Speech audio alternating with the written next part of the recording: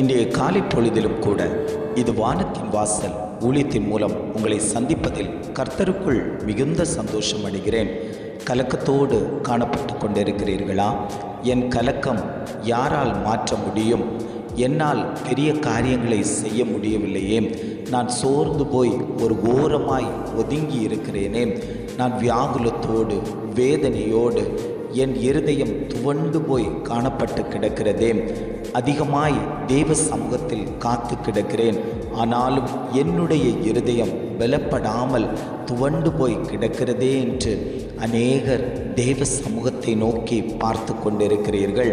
ஆண்டவர் சொல்லுகிறார், உங்கள் இருதயம் கலங்காதிருப்பதாக என்று. ஆவியானவர் இன்றைய காலை பொழுதில் ஒவ்வொரு குடும்பங்களையும் பார்த்து அவர் வாக்கு கொடுத்து கொண்டிருக்கிறார். இன்றைய காலை பொழுதிலும் கூட ஆண்டவர் நமக்கு தரக்கூடிய நல்ல வார்த்தை என்னவென்றால், யோவான் 14ஆம் அதிகாரம் 1ஆம் வசனம் இவ்வாறாக சொல்லுகிறது, உங்கள் இருதயம் கலங்காதிருப்பதாக. வசனம் இவ்வாறாக சொல்லுகிறது, உங்கள் இருதயம் கலங்காதிருப்பதாக. ஆண்டவர் ஒவ்வொரு குடும்பத்தையும் பார்த்து சொல்லுகிறார், உங்கள் இருதயம் கலங்காதிருப்பதாக. கலக்கத்தோடு வருத்தத்தோடு பாரத்தோடு காணப்பட்டு கொண்டிருக்கிறீர்கள் அல்லவோ? இந்த காரியம் ஏன் தோற்று போய் கொண்டிருக்கிறது? இந்த காரியத்தில் ஏன் ஜெயம் எடுக்க முடியவில்லை? என் பிள்ளையின் காரியம் தோற்று போனது போல் இருக்கிறதே. ஒரு வேலை கிடைக்கல, ஒரு வசதி இல்லை, நான் என்ன செய்வேன்? ஏழ்மையாய் இருந்து கொண்டிருக்கிறேனே, பொருளாதாரத்துக்கு வசதி இல்லையே, வியாதி என்னும் நெருக்கத்தில் இருந்து கொண்டிருக்கிறேனே, இதனால் என்னுடைய இருதயம் கலங்கி போயிருக்கிறதே. வியாதி எப்பொழுதும் மாறும், என் திருமண காரியம் தடைப்பட்டு காணப்படுகிறதே, அதனால் என் இருதயம் கலங்கி நிற்கிறதே. எப்பொழுது என்னுடைய திருமண காரியம் ஜெயமாய் மாறும்? என்னுடைய விசா கிடைக்காமல் நான் தோற்று போனது போல் என்னுடைய காரியம் ஜெயம் பெறாதபடிக்கு அநேக முறை அப்ளை செய்தும் விசா என் கரத்தில் வந்து சேராமல் தடைபட்டு போனதினால் நான் துவண்டு போய் காணப்பட்டு கிடக்கிறேனே என்று அநேக தேவனை நோக்கி முறையிட்டு கொண்டிருக்கிறீர்கள் அல்லவோ? ஆண்டவர் சொல்கிறார், உங்கள் ஒவ்வொரு காரியத்திலேயும் தேவ கரம் வைக்கப்படும். அதனால் உங்கள் இருதயம் கலக்கப்பட வேண்டாம். உங்களை கலங்கடிக்க நினைக்கக்கூடிய சத்ருவானவன் அழிக்கப்படுவான் என்று ஆவியானவர் குடும்பங்களை பார்த்து அவர் பேசிக்கொண்டிருக்கிறார். மாயான உலகத்தில் வாழ்ந்து கொண்டிருக்கிறோம். கடைசி கால நாட்களில் வந்துவிட்டோம்.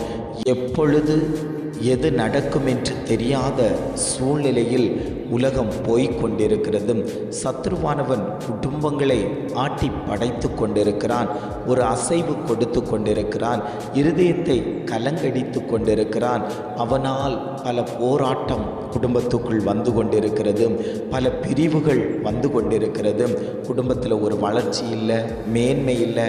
எப்பொழுது பார்த்தாலும் விரோதமும் கசப்பும் வைராக்கியமும் மாம்சத்தின் கிரியைகளும் குடும்பத்தில் செயல்பட்டு கொண்டிருக்கிறதே என்று அநேகர் தேவனை நோக்கி வருத்தத்தோடு கண்ணீரோடு அவருடைய முகத்தை பார்த்து கொண்டிருக்கக்கூடிய உங்களை பார்த்துத்தான் ஆண்டவர் சொல்கிறார், உங்களுடைய துக்கம் சந்தோஷமாய் மாறும். உங்களுடைய இருதயம் கலங்க வேண்டாம். நீங்கள் தேவனிடத்தில் விசுவாசமாய் இருங்கள். மனுஷனிடத்தில் விசுவாசம் வைத்தால் உங்கள் இருதயம் கலங்கி போய்விடும். நீங்கள் தேவனிடத்தில் விசுவாசம் வைத்தீர்களேயானால் அந்த விசுவாசம் வர்த்திக்கப்படும். அந்த விசுவாசத்தில் உங்களுக்கு நன்மைகள் உண்டாகும். உங்கள் இருதயம் சந்தோஷப்படும் என்று ஆண்டவர் குடும்பத்தை பார்த்து அவர் பேசிக்கொண்டிருக்கிறார். அந்த தெய்வம்தான் சொல்லுகிறார், நான் உங்களை திக்கற்றவர்களாக விடேன். நான் உங்களுக்கு ஒரு இடத்தை ஆயத்தப்படுத்தி வைத்திருக்கிறேன். என்னுடைய பிள்ளைகளுக்கு நன்மைகள் பெற்றுக்கொள்வதற்கு நான் உங்களோடு கூட இருக்கிறேன். நானே வழியும் சத்தியமும் ஜீவனுமாய் உங்கள் மத்தியில் உலாவிக் கொண்டிருக்கிறேன். அந்த தெய்வம் இன்றைக்கு உங்கள் கரத்தை பிடித்து கொண்டிருக்கிறது.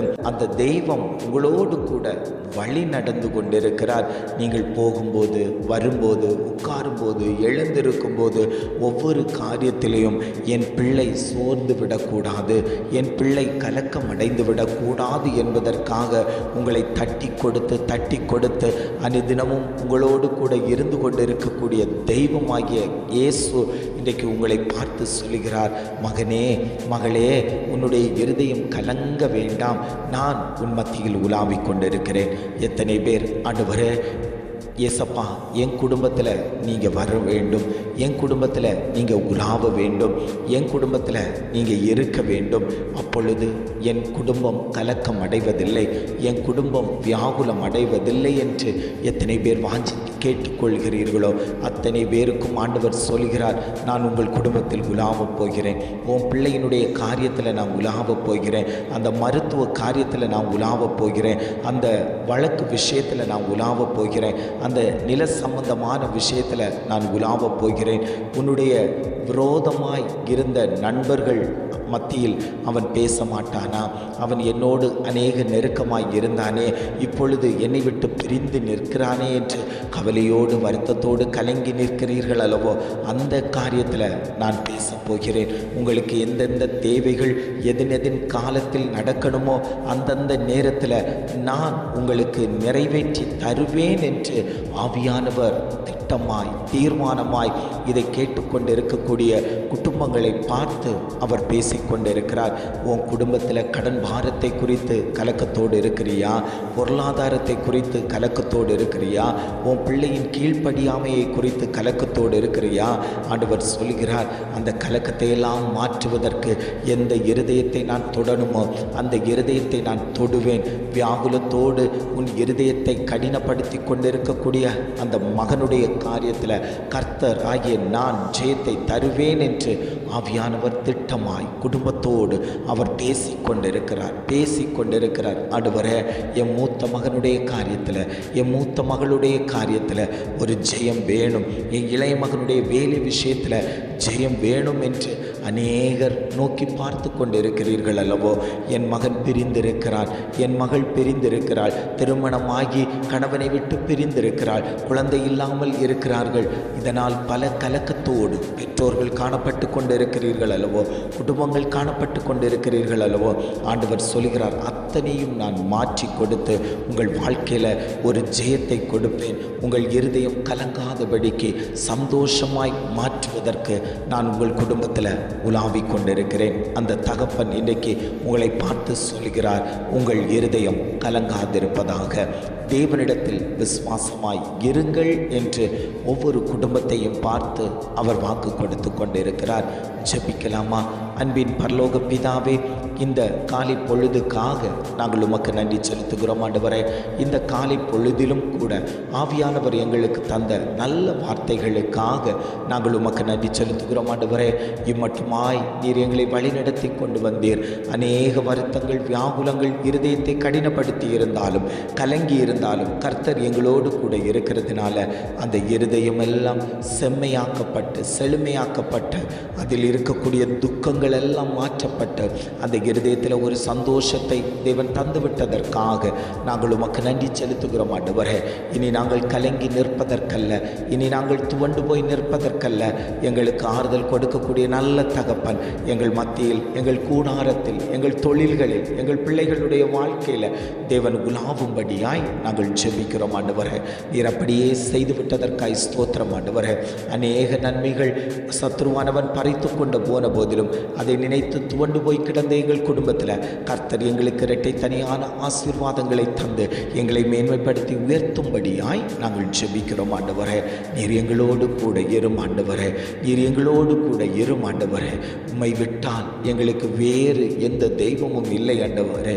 ஜீவனுள்ள தகப்பனாய் எங்கள் மத்தியில் உலாவும்படியாய் நாங்கள் ஜெபிக்கிறோம். ஆண்டவரே, என்றென்றைக்கும் நான் உங்களை கைவிட மாட்டேன் என்று வாக்குத்தத்தம் பண்ணின தகப்பன், நீர் என்றென்றைக்கும் எங்களை கைவிடாமல் எங்களோடு கூட, இதை கேட்டுக்கொண்டு இருக்கக்கூடிய பிள்ளைகளோடு கூட, இதை கேட்டு ஜெபித்து கொண்டு இருக்கக்கூடிய குடும்பங்களோடு கூட தேவன் உலாவும்படியாய் நாங்கள் ஜெபிக்கிறோம். ஆண்டவரே, நீர் அப்படியே செய்துவிட்டதற்காய் ஸ்தோத்திரம். ஆண்டவருடைய நாமம் மகிமைப்பட்டு விட்டதற்காய் ஸ்தோத்திரம். ஆண்டவரே, உம்மிடத்திலே எங்களை தாழ்த்தி தருகிறோம். துதிகன மகிமை எல்லாம் உமக்கே செலுத்துகிறோம். மீட்பர் இயேசுவின் மூலம் ஜெபம் கேளும் நல்ல பிதாவே. ஆமென், ஆமென்.